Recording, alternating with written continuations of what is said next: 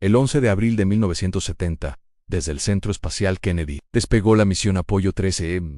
Era el tercer intento de la NASA por llevar astronautas a la Luna, y aunque el mundo parecía haber perdido algo de interés después del histórico alunizaje del Apollo 11, para la tripulación este viaje significaba años de preparación, dedicación y riesgo. A bordo iban 3 astronautas: Jim Lovell, el comandante; Jack Swigert, piloto del módulo de mando; y Fred Haise, piloto del módulo lunar. Durante las primeras horas, todo parecía rutinario. El cohete Saturn V había funcionado a la perfección, y la nave viajaba sin problemas hacia su destino. La tripulación comenzaba a acomodarse para los días que pasarían en el espacio, revisando instrumentos, enviando mensajes a la Tierra y grabando videos para mantener informado al público. Aunque eran veteranos del programa espacial, el silencio del espacio y la inmensidad que los rodeaba siempre imponían una sensación difícil de describir. Sin embargo, la noche del 13 de abril cambiaría la historia. Mientras realizaban una mezcla rutinaria de los tanques de oxígeno, un simple interruptor provocó una chispa. Lo que siguió fue una explosión dentro del módulo del servicio. La nave tembló con una fuerza inexplicable.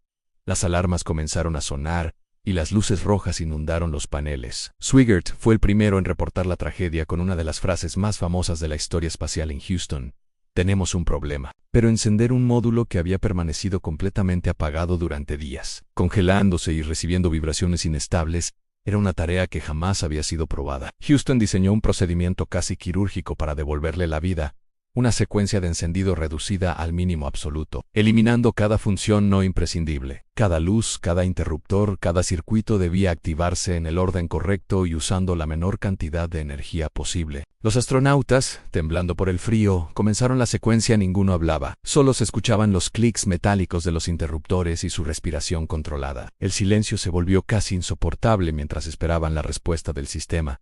Si el módulo no encendía, no habría segunda oportunidad. De pronto, una débil luz titiló en el panel, y luego otra y otra. Los monitores comenzaron a mostrar señales débiles pero funcionales. El Odyssey estaba volviendo a la vida. No completamente, no en condiciones ideales, pero lo suficiente como para alimentar la esperanza. Sin embargo, el alivio duró poco. Los ingenieros detectaron que las baterías que iban a usarse durante el reingreso habían sido drenadas más de lo previsto. Necesitaban una carga extra, pero el módulo lunar apenas tenía energía. Era como intentar llenar un tanque vacío usando una botella con las últimas gotas. Aún así, Houston ideó una transferencia minuciosa, calculada al segundo. Si se equivocaban, las baterías del módulo de mando no tendrían fuerza para mantener los sistemas encendidos en el reingreso. Con extremo cuidado, Swigert supervisó la transferencia. Lovell y Haise revisaban instrumentos que parecían más frágiles que nunca. La tensión era tan grande que casi podían escuchar el zumbido de cada circuito. Finalmente, la mínima cantidad de energía fue transferida. No era ideal, pero era suficiente para intentarlo. A medida que se acercaban a la Tierra, surgió el último obstáculo antes del reingreso. Debían desprenderse del módulo del servicio, la sección dañada donde ocurrió la explosión. Y por primera vez desde el accidente, tendrían la oportunidad de ver el daño real. Cuando el módulo se separó, la nave dio una rotación suave, permitiendo que la tripulación viera el costado destruido, paneles arrancados, metal retorcido, cables expuestos como venas desgarradas. Fue entonces cuando comprendieron la magnitud del desastre que habían sobrevivido. Lo que habían intuido ahora estaba frente a ellos. La explosión había dejado la nave casi inservible. Lovell, mirando la escena, permaneció en silencio. Era un piloto experimentado, pero incluso él quedó impactado por la destrucción. El hecho de que estuvieran aún vivos parecía un milagro. Ya sin el módulo del servicio, llegó el momento de despedirse del módulo lunar, el pequeño refugio que les había salvado la vida. Lo habían llamado Aquarius, y aunque nunca había sido diseñado para regresar, había servido como un hogar improvisado en el vacío más hostil imaginable. Cuando lo soltaron, lo vieron alejarse lentamente, perdiéndose en la oscuridad. «Gracias», murmuró uno de ellos por el comunicador, como si el propio módulo pudiera escucharlos. Ahora dentro del Odyssey, quedaba esperar. El calor del reingreso sería insoportable. Los sistemas funcionarían al límite, y tras entrar en la atmósfera, se enfrentaban a un silencio aterrador en un periodo sin comunicación, donde la nave estaría rodeada de plasma, incomunicada, aislada y vulnerable. El mundo entero observaba. Las familias, el personal de la NASA, periodistas, estudiantes, todos contenían la respiración. Nadie podía hacer nada más, solo esperar. Y mientras la nave descendía hacia la Tierra, envuelta en fuego, las esperanzas del planeta entero pendían de unos cuantos sistemas eléctricos, unas baterías envejecidas, y 3 hombres luchando hasta el último segundo. Inmediatamente, Los sistemas comenzaron a fallar, el oxígeno, esencial para respirar y también para producir energía eléctrica, se escapaba al espacio por una ruptura en el tanque. Las pantallas parpadeaban, la presión descendía y el módulo de mando, su refugio principal, estaba perdiendo la capacidad de sostener vida humana. El viaje a la Luna, en un solo instante, dejó de importar. Ahora la misión tenía un nuevo objetivo: en sobrevivir. Ante la emergencia, la tripulación y el control de misión en Houston tomaron una decisión desesperada: en apagar casi por completo el módulo de mando, aún sabiendo que necesitarían ese mismo módulo para regresar a la Tierra. Para mantenerse con vida, tendrían que refugiarse en el pequeño módulo lunar, diseñado para 2 astronautas y solo por un par de días, no para 3 hombres atrapados en una odisea crítica. El interior del módulo lunar, llamado Aquarius, se convirtió en su refugio improvisado. No era cómodo, era estrecho, oscuro y cada respiración aumentaba los niveles de dióxido de carbono. La temperatura comenzó a caer rápidamente, obligándolos a improvisar, mantenerse en movimiento y luchar contra la deshidratación. Afuera, la nave seguía una trayectoria incierta alrededor de la Luna, usada ahora simplemente para tomar impulso y buscar un camino de regreso. Pero mientras viajaban por la cara oculta de la Luna, el punto más lejano del hogar, surgió un nuevo problema. Los filtros de dióxido de carbono del módulo lunar no estaban diseñados para tantas personas. Si no encontraban una solución, el aire se volvería irrespirable. Houston trabajó sin descanso para inventar, literalmente con objetos comunes, una forma de adaptar los filtros del módulo de mando al módulo lunar. En la nave, los astronautas debían replicar el proceso bajo presión, con sus manos entumecidas por el frío y el tiempo corriendo en su contra. La tensión aumentaba cada hora. Cada ajuste, cada corrección manual de la trayectoria,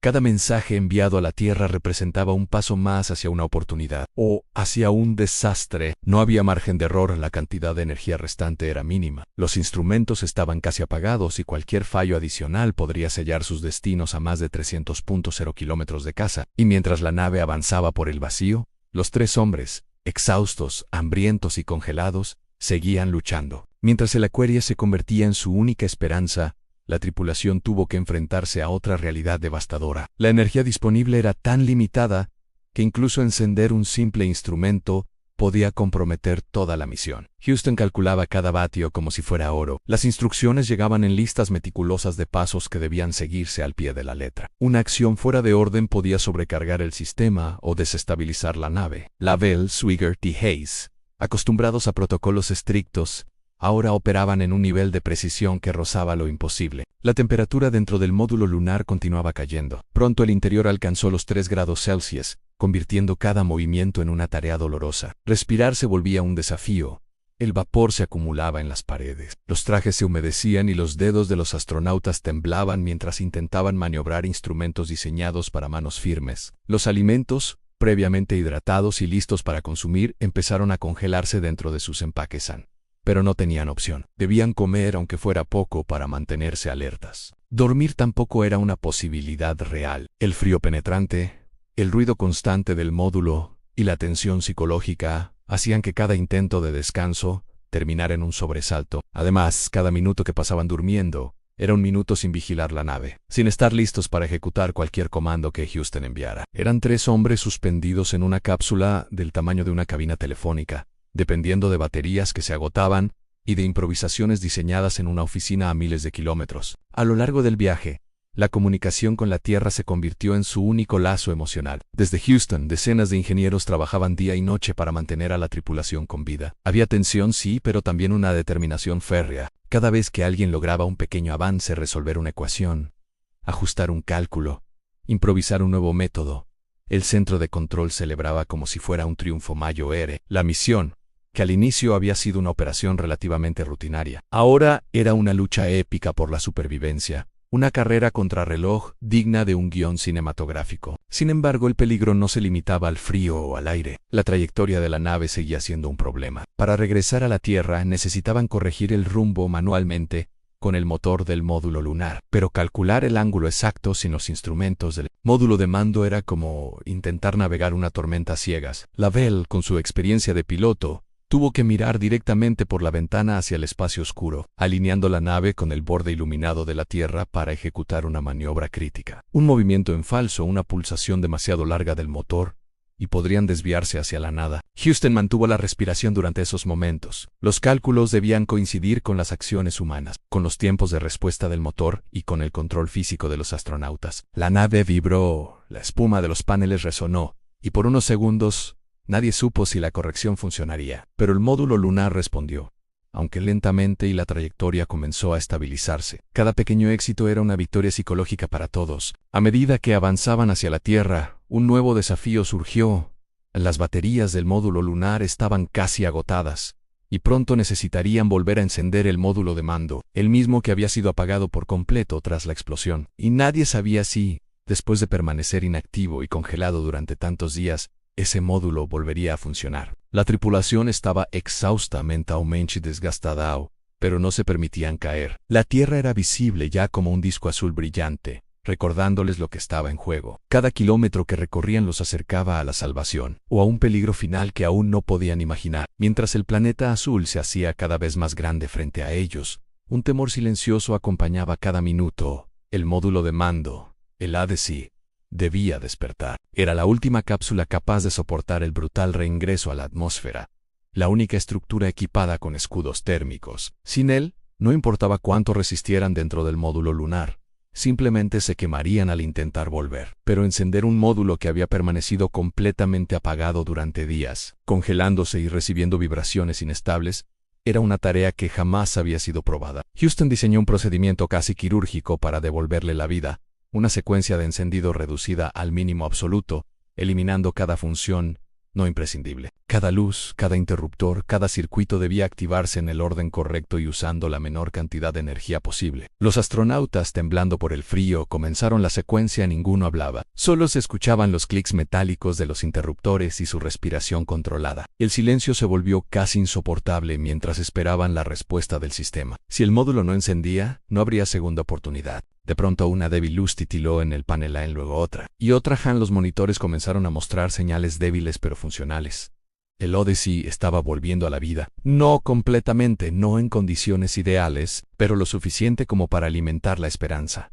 Sin embargo, el alivio duró poco. Los ingenieros detectaron que las baterías que iban a usarse durante el reingreso habían sido drenadas más de lo previsto. Necesitaban una carga extra, pero el módulo lunar apenas tenía energía. Era como intentar llenar un tanque vacío usando una botella con las últimas gotas. Aún así, Houston ideó una transferencia minuciosa, calculada al segundo. Si se equivocaban, las baterías del módulo de mando no tendrían fuerza para mantener los sistemas encendidos en el reingreso. Con extremo cuidado, Swigert supervisó la transferencia. Lavelle y Hayes revisaban instrumentos que parecían más frágiles que nunca. La tensión era tan grande que casi podían escuchar el zumbido de cada circuito. Finalmente, la mínima cantidad de energía fue transferida.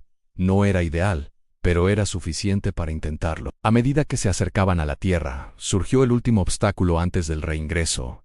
Debían desprenderse del módulo del servicio, la sección dañada donde ocurrió la explosión. Y por primera vez desde el accidente, tendrían la oportunidad de ver el daño real. Cuando el módulo se separó, la nave dio una rotación suave, permitiendo que la tripulación viera el costado destruido en paneles arrancados, metal retorcido, cables expuestos como venas desgarradas. Fue entonces cuando comprendieron la magnitud del desastre que habían sobrevivido. Lo que habían intuido ahora estaba frente a ellos.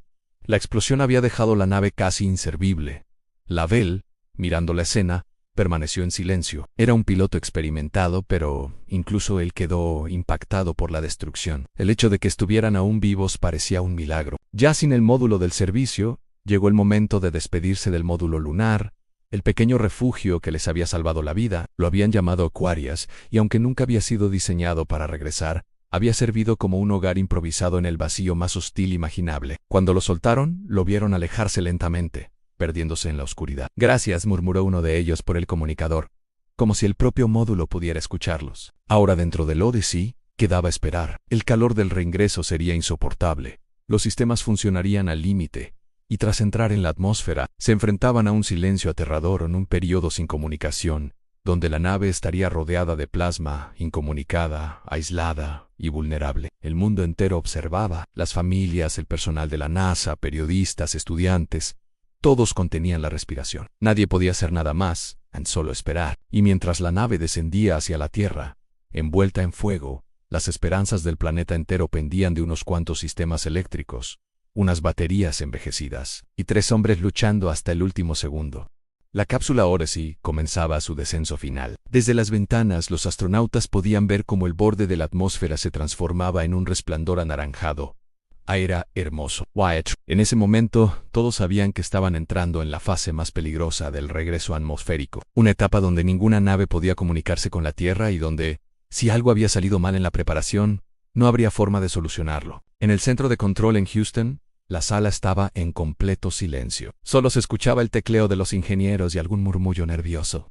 Muchos llevaban días sin dormir. Habían calculado trayectorias, rediseñado procedimientos y ajustado sistemas improvisados, todo para llegar a este instante. Si la cápsula no entraba con la orientación correcta o si los escudos térmicos habían sufrido algún daño por la explosión, la nave simplemente se desintegraría en el cielo, y nadie podría hacer nada. En el interior de la cápsula, Lavelle, Hayes y Swigert se preparaban físicamente para el golpe de gravedad. Después de días en ingravidez, su cuerpo sentía el peso como una presión brutal. Los cinturones se clavaban en los hombros mientras la vibración aumentaba. Las paredes metálicas crujían, recordando que habían sido parte de una nave dañada, exigida más allá de cualquier límite previsto. De pronto, el exterior del módulo se encendió en un rojo vivo. El plasma rodeó la cápsula, envolviéndola en llamas de miles de grados. Lavelle sabía bien lo que eso significaba. Habían entrado en la temida zona de silencio. No habría contacto con la Tierra durante minutos que se sentirían eternos. Los relojes empezaron a marcar el tiempo. En Houston cada segundo caía como una losa. Los ingenieros observaban la pantalla donde, antes, aparecían los indicadores de la misión, ahora completamente negro. Cualquier pequeño error en el ángulo, cualquier daño en los escudos térmicos, cualquier fallo en las baterías, significaría que esos hombres, que habían resistido lo imposible, no volverían. Dentro de la cápsula, todo se sacudía violentamente. El calor se filtraba por las paredes. Los astronautas, con los dientes apretados,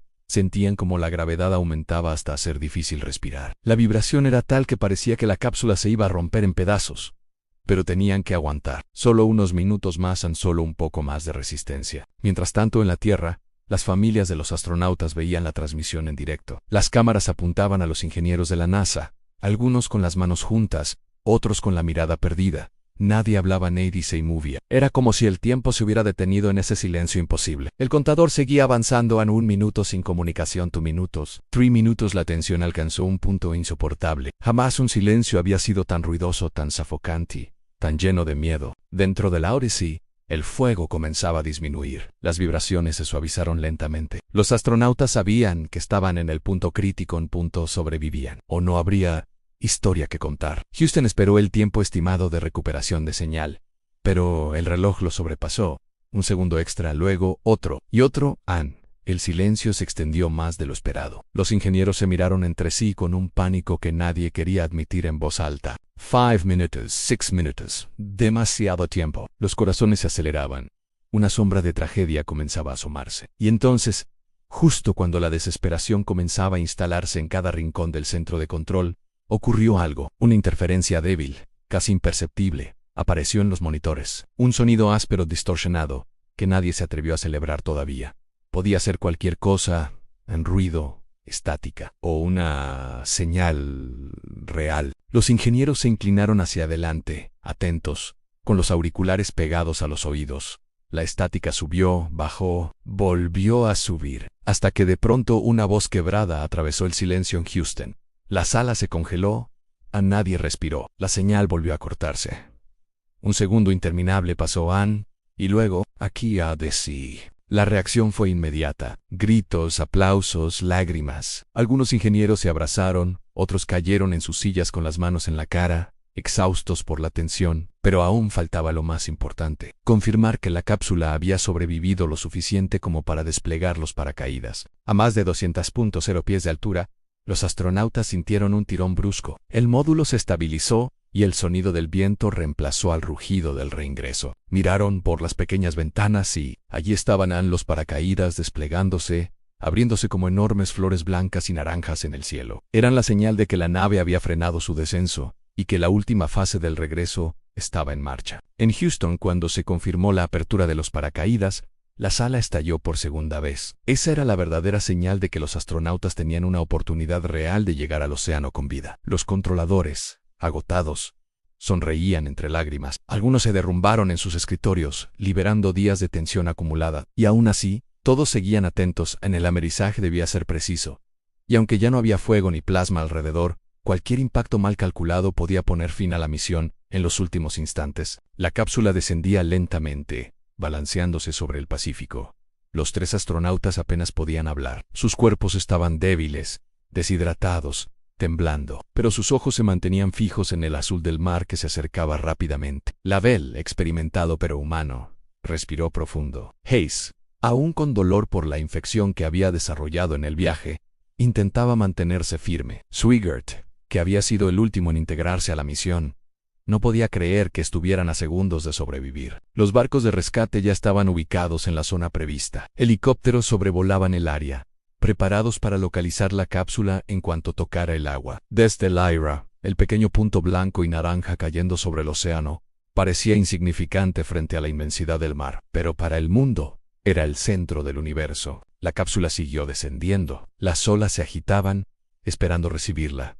Los últimos metros parecieron eternos. Y finalmente, con un golpe sordo, el Odyssey tocó el agua, no se hundió, no se evó, simplemente flotó. Habían llegado, pero aún quedaba el último paso en abrir la cápsula, verificar el estado de la tripulación y recuperar a los astronautas antes de que la cápsula derivara o se llenara de agua. Los helicópteros comenzaron la maniobra de aproximación, los rescatistas se prepararon para saltar, y desde la nave principal el mensaje llegó claro. Habían ubicado el módulo, estaba intacto. Mientras los rescatistas descendían hacia la cápsula, el mundo esperaba la confirmación visual de lo que todos deseaban escuchar. Cuando los rescatistas finalmente abrieron la escotilla del Odyssey, una oleada de aire fresco entró en la cápsula, y allí estaban ellos en Lavelle, Swigert y Hayes, exhaustos, pálidos por el frío y la falta de comida, pero vivos. Sonrieron débilmente, como hombres que habían visto la muerte de cerca y regresaban para contarlo. Los helicópteros los izaron uno por uno, mientras el océano seguía balanceando la cápsula como si quisiera despedirse. Desde el barco la tripulación aplaudía, algunos con lágrimas en los ojos, y en Houston, cuando se confirmó que los 3 astronautas estaban a salvo, la sala explotó otra vez en un estallido de alegría indescriptible. Habían logrado lo imposible. La NASA llamó a la misión un fracaso exitoso. La Luna quedó atrás, sí, pero el ingenio, la resiliencia y el trabajo humano habían triunfado. El accidente del Apolo 13 se convirtió en una de las historias más inspiradoras de la exploración espacial. Una lucha contra la desesperación, una batalla contra el tiempo, y un recordatorio de que, incluso en el vacío más oscuro, la humanidad puede encontrar un camino de regreso a casa. Y así, con el océano como testigo, terminó una de las misiones más peligrosas y heroicas jamás vivida. Una misión donde la valentía, el ingenio y la esperanza. Venture. Si te gustó, no olvides suscribirte y darle like, prende la campanita para más episodios, y ten un gran abrazo cruzado.